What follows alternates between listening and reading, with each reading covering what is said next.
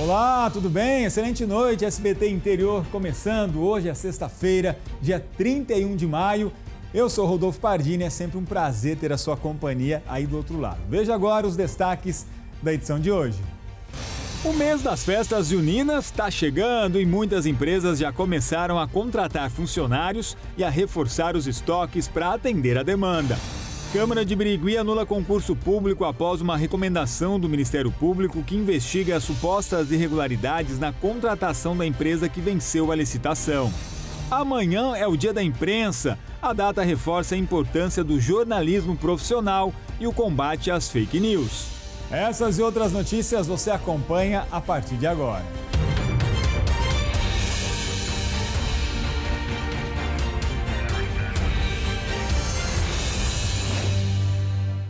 Então vem comigo porque aqui você sempre fica muito bem informado. Eu começo a edição de hoje falando sobre uma festança bacana, porque com a proximidade das tradicionais festas juninas, vários setores do comércio estão animados com as vendas.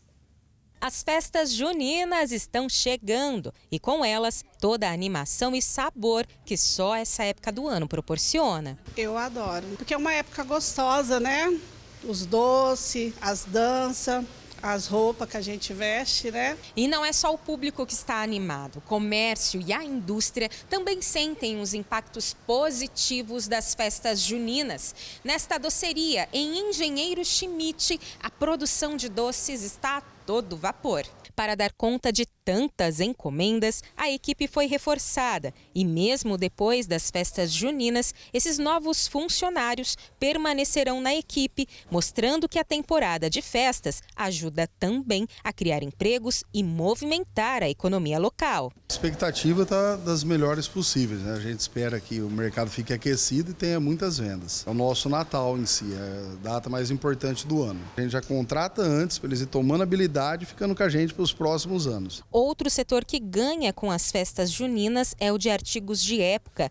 Nessa loja especializada em fantasias e decorações, o estoque foi reforçado. Todo ano tem novidades, né? É chapéus diferentes, uma tendência às vezes de uma festa, de um cantor, uma coisa, tem o chapéu diferente, tem a roupa, gravatinha, só um acessório que é para quem não quer gastar. A gente já está com tudo preparado, tudo comprado, chapéus, vestidos, enfeites. Então, assim, a gente tem uma expectativa de que vamos vender tudo. Além dos tradicionais trajes caipiras, há uma infinidade de produtos que garantem a diversão e o charme das festas. É um momento de celebração que une sabor, cultura e desenvolvimento econômico. As escolas já começaram, as indústrias decoram muitos refeitórios, as famílias, né, que elas fazem mesmo as festas em junho, no Dia dos Santos. Então, assim, já começou a comprar, já tem os apetrechos antigos, pega os novos, então já está todo vapor. E ainda falando em comilança, mas agora um assunto um pouco mais sério, porque mais de 20% dos jovens estão desenvolvendo transtornos alimentares. E alguns comportamentos dos pais podem desencadear isso. E o tratamento integrado é muito importante para que a ação dê certo. Aos 28 anos de idade, o João pesa 93 quilos, mas no auge da compulsão alimentar, chegou aos 135. Ele desenvolveu o transtorno na adolescência, por causa de estímulos que foram recebidos na infância e que eram vistos pelos pais com normalidade. Em casa a gente era uma família grande, né? Morávamos todos na mesma casa. Então, a gente sempre teve muito esmero pela minha mãe, que ela botava o alimento na mesa. E ao mesmo tempo, era cobrado que a gente comesse tudo que ela colocava na mesa. Estava passando mal de tanto comer, mas eu continuava comendo porque eu queria ver o fim daquele alimento. Depois que eu acabava com tudo, aí vinha aquele ponto negativo de eu ficar pensando, pô, o que eu fiz comigo? A organização é o que faz com que o João tenha uma vida mais saudável e o afaste da compulsão alimentar. Ele prepara suas refeições e deixa tudo pronto para não se perder na rotina do dia a dia. A gente vai comer todo dia pro resto da nossa vida. Então a gente tem que entender que o alimento é para realmente nutrir a gente e ajudar nessa parte também emocional. Alguns anos após, sim, eu procurei ajuda psicológica, devia ter também procurado anteriormente. Mas foi mais um ponto de conversa que eu tive também com minha psicóloga na época, junto com o nutricionista.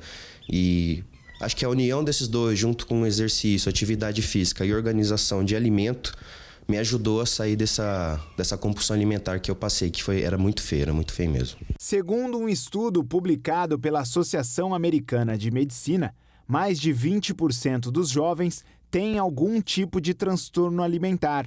Eles costumam se manifestar dos 6 aos 18 anos de idade, mas as consequências podem ser para o resto da vida.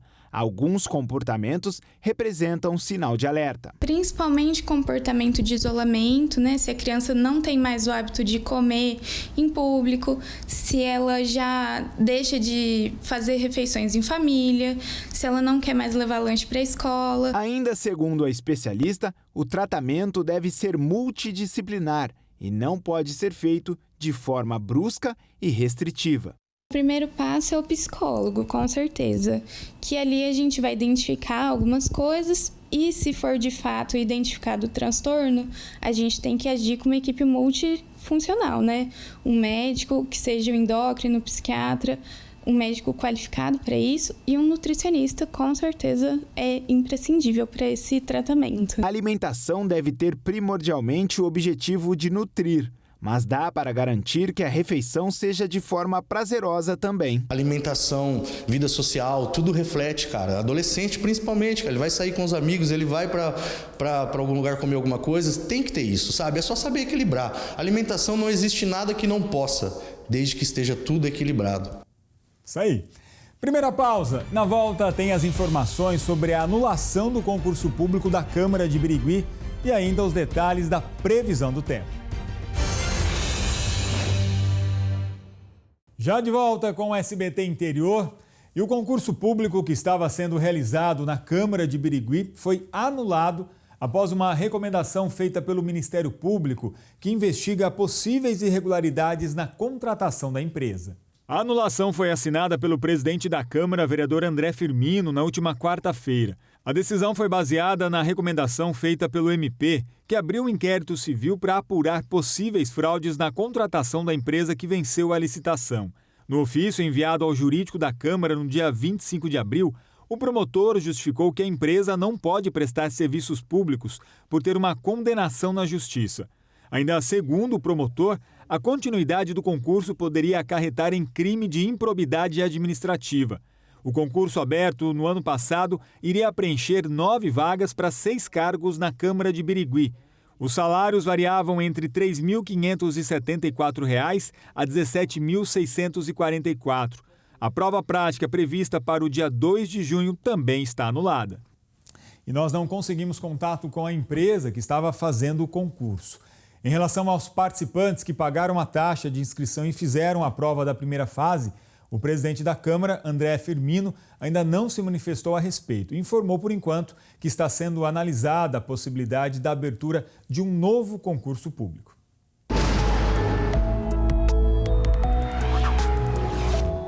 E a alta pressão no oceano mantém a condição de tempo estável, com céu claro, a poucas nuvens em toda a região. As temperaturas começam a subir de forma gradativa.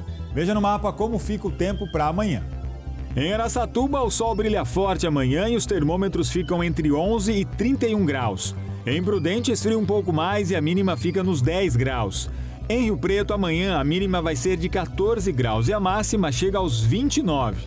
Em Lavínia, amanhã faz 12 graus de mínima, Caiabu 10 graus, à tarde sobe a temperatura, chega aos 29 e em Fernandópolis 30 graus de máxima amanhã. E os números de acidentes domésticos envolvendo crianças são alarmantes. Em 10 anos foram mais de 335 mil ocorrências desse tipo. A faixa etária dos 5 aos 9 anos é a mais crítica. Mas algumas atitudes podem ser tomadas para diminuir os riscos e evitar acidentes dentro de casa. É só abrir a porta do quarto que a diversão começa. As irmãs Manu e Laura são muito parceiras e parecidas em vários comportamentos. Os brinquedos espalhados pela sala e as brincadeiras no sofá mostram um pouco da energia que as duas têm em comum. Mas uma semelhança não tão boa entre elas é que ambas já se machucaram caindo da cama. A Manu, que é a mais velha, teve até que ir para o pronto-socorro, para desespero da Isabela, que é a mãe das meninas. Com a Manu, como era a nossa primeira filha, a gente não sabia como identificar, né, a queda, os riscos. Então, assim que ela caiu, a gente saiu correndo para o pronto atendimento, mas com a Laura, quando ela caiu, a gente já sabia identificar, ter mais a calma de observar, e a gente conseguiu conter em casa com gelo, mas é claro, a gente sofre junto com elas. Dados da Sociedade Brasileira de Pediatria mostram que mais de 33 mil crianças de até 9 anos de idade foram internadas em hospitais do SUS por conta de quedas só no ano passado. Entre 2014 e 2023, foram mais de 335 mil casos de internação. A faixa etária dos 5 aos 9 anos concentra o maior número de registros, com quase 200 mil casos. As crianças de 1 a 4 anos aparecem em segundo lugar, com mais de 111 mil ocorrências. E crianças com menos de 1 ano registraram 26.413 internações. As quedas de cama, tropeços ou passos em falso são as principais causas dos acidentes entre as crianças. A orientação dessa pediatra é que os pais nunca deixem os menores sozinhos. Além disso, manter as crianças longe de locais altos e mais próximas a brinquedos no chão pode reduzir os riscos deste tipo de ocorrência. Colocar cantoneira, evitar exposição a agentes de limpeza, produtos de limpeza, pelo risco de intoxicação, esofagite, corrosiva, né, química aí por produtos de limpeza com ingestão inadequada, acidentes por submersão, quedas na piscina, enfim, que são muito graves. Nossa região é uma região quente. Uso de andador, que também é contraindicado pelo risco de trauma, tá? A Sociedade Brasileira de Pediatria contraindica o uso de andador, mas eu acho que o mais importante é estar sempre de olho, que é o que eu costumo falar para as mães aqui. Criança quer nem ferver leite. Você fica olhando a leiteira, virou a cabeça, ele transborda. Então é o cuidado frequente. Se a gente está na sala, é todo mundo na sala. Se está no quarto, todo mundo no quarto, para elas estarem sempre sobre os nossos olhares. Não dá para descuidar não, porque a criança vai ali e brinca mesmo. Última pausa e na volta. Amanhã é o dia da imprensa e você vai ver como lidamos com a concorrência entre o jornalismo profissional e a imprensa informal. De volta com o SBT Interior, e a escolha de uma universidade é um momento muito importante, ela desperta o seu conhecimento, e para te ajudar nessa decisão, eu tenho uma dica importante. É que estão abertas as inscrições para o vestibular Medicina para reservas de vagas 2025 do Centro Universitário de Adamantina. Faça medicina em uma instituição que oferece aulas práticas já no primeiro ano do curso. Acesse o site fai.com.br e inscreva-se agora mesmo. Prova 23 de junho. Vestibular Medicina Reserva de Vagas 2025, onde o conhecimento pulsa mais forte. Amanhã, dia 1º, é o dia da imprensa, uma ferramenta que funciona como uma ponte entre os acontecimentos relevantes e a população que precisa dessa informação. Mas desde que as redes sociais se popularizaram, o acesso às notícias se modificou e o que poderia ser algo positivo virou um problema. E hoje podemos dizer que há uma concorrência entre o jornalismo profissional e a imprensa informal, que muitas vezes informa sem responsabilidade. É aí que você, que está aí do outro lado da tela, entra em cena. Todo mundo sabe que as notícias não têm hora para acontecer. As chuvas no Rio Grande do Sul, a pandemia de Covid-19 e outros acontecimentos são exemplos dessa realidade. E os profissionais de imprensa são os responsáveis por divulgar as informações previamente apuradas. Não há como você ser totalmente imparcial, totalmente isento, totalmente plural. Você procura, na medida do possível que a sua linha editorial permita, ouvir todos os lados e dar mais de uma versão dos fatos. O que cabe primordialmente ao jornalista, respeitando aí tudo isso que eu disse, a linha editorial do veículo, a ideologia do jornalista, absolutamente tudo, é você checar as informações que você está passando para a sua audiência. O que não dá é para trabalhar com fake news, é para trabalhar com a primeira notícia que te chega e você não verifica a fonte. As fake news ou notícias falsas são os principais inimigos da imprensa nessa relação direta com o público. Aine é jornalista, professora e pesquisadora do tema. Na ânsia de dar a informação primeiro, muitas vezes não há o tempo que o repórter precisa para fazer a apuração. E você tem, então, veículos de comunicação que também podem ser enganados por uma fake news. Porque a indústria da fake news, ela é profissional. Eu e você, se nós quisermos divulgar uma fake news, nós não vamos viralizar, porque nós não temos dinheiro. Quem viraliza fake news é uma indústria com muito dinheiro. Todo veículo de imprensa possui uma linha editorial que indica a sua maneira de abordar as notícias. Além disso, existe a responsabilidade jurídica, que garante que o trabalho jornalístico tenha sido feito de maneira ética.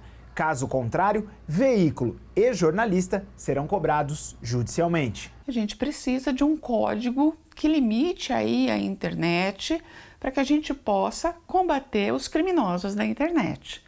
Hoje, se você quer criar uma conta numa rede social, você usa um e-mail e todo mundo pode criar e-mail quantos quiser. A partir do momento eu tiver que colocar um CPF para criar uma conta, eu já identifico a pessoa e só os CPFs que existem vão poder ter a conta e você vai poder criminalizar, responsabilizar criminalmente esse CPF que cometeu o crime. Porque o veículo de comunicação, se ele cometer algum deslize, ele é responsabilizado criminalmente. A profundidade da apuração e a clareza do momento de informar são fundamentais para construir a credibilidade tanto do veículo de comunicação quanto do profissional da imprensa. A população precisa saber diferenciar o que é o profissional de jornalismo e o que é a pessoa sem nenhuma formação, mas que tem uma câmera e tem diante de si a possibilidade da internet. O jornalista ele recebe um salário e em cima desse salário ele faz as matérias entrevistando pessoas.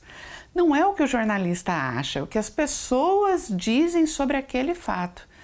Então, muitas vezes, quando o jornalismo, o jornalista ou a empresa de comunicação é hostilizada, é porque as pessoas não entendem que aquilo é um trabalho e aquele jornalista ouve pessoas e as pessoas que dão opinião. É isso, nosso trabalho é com muita dedicação, seriedade e principalmente responsabilidade. Muito obrigado pela sua audiência. Fique agora com as notícias do Brasil e do mundo. Está chegando o SBT Brasil. Uma ótima noite. Tchau, tchau.